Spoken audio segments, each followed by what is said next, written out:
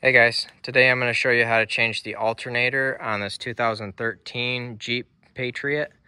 This has the 2.0 four-cylinder engine. If this video is helpful, can you smash that thumbs up button and leave a comment down below for the YouTube algorithm? Really helps out a lot.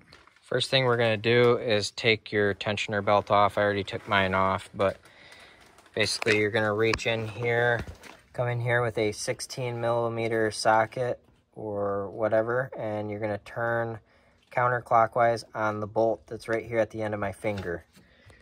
I've got a nifty little tool here that I will link to in the description below that is really slimline and really nice for this kind of thing. I have that linked in the description below.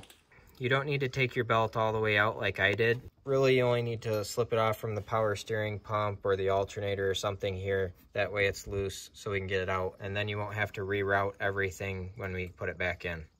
Now we need to remove this lower cover here. A previous owner did me the favor of not replacing a few screws, so mine's already pretty loose. There are some screws in the back to hold the back up, and then in these spots right here, they'll look like this. And then there's also some on the side over there. Then there's a tab here. You pull out this center portion and then you can pull this out. There's also one that should be right there. We are going to remove the AC compressor here. We are going to remove this 13mm bolt.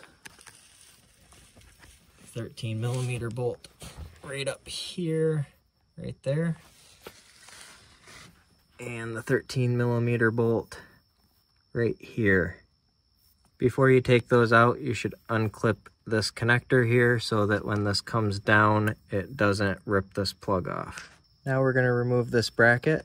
So take out this 13mm bolt, this 13mm bolt, and this 13mm bolt. Now we are going to unhook both the negative and positive battery cables. Now we need to remove this clip here. So you're going to pull this red tab out, and then you can pinch the connector right there and wiggle it free.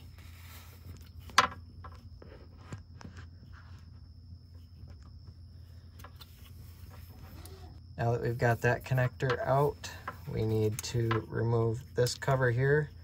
So squeeze this together right here, and then you can pull this out.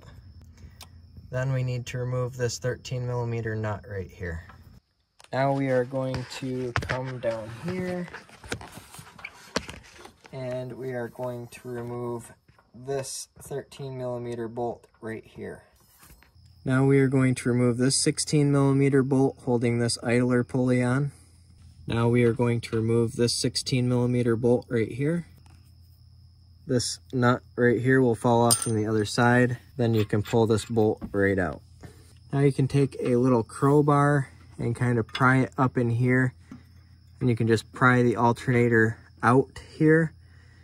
You can also reach up here and grab on this and just kind of wiggle it around, and you're just trying to get this to pop off from this bracket here, and then you can bring it down through here and pull it out. Now you can stick your new alternator back in. I will have a new alternator linked down in the description below where you can get one on Amazon if you'd like to.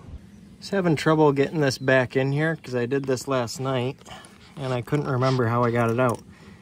But basically what I did is I got the alternator slid right in here, and then I couldn't get it to go up past the bracket right here. What you actually need to do is push it farther over this way, push the AC compressor and lines over this way, and then go up this way around the bracket on this side of the bracket, and you can get it up in the space a lot easier.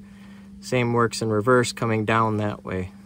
Now you can reinstall in reverse order, starting with that bolt that goes through the bracket there. Last tip I have for you here is to not tighten this bolt up until you get the top alternator bolt in. That way you can wiggle this around to get that bolt threaded properly. After you get them both in the threads, then you can torque them down. Here's a diagram of the serpentine belt route, with this being the tensioner pulley and these two being idlers. Also remember, not to reconnect your battery until after you've connected your alternator wire down there. But that's pretty much all there is to it. So if you found this video helpful, smash that thumbs up button, leave a comment down below for the YouTube algorithm. Thank you for watching and have a good one.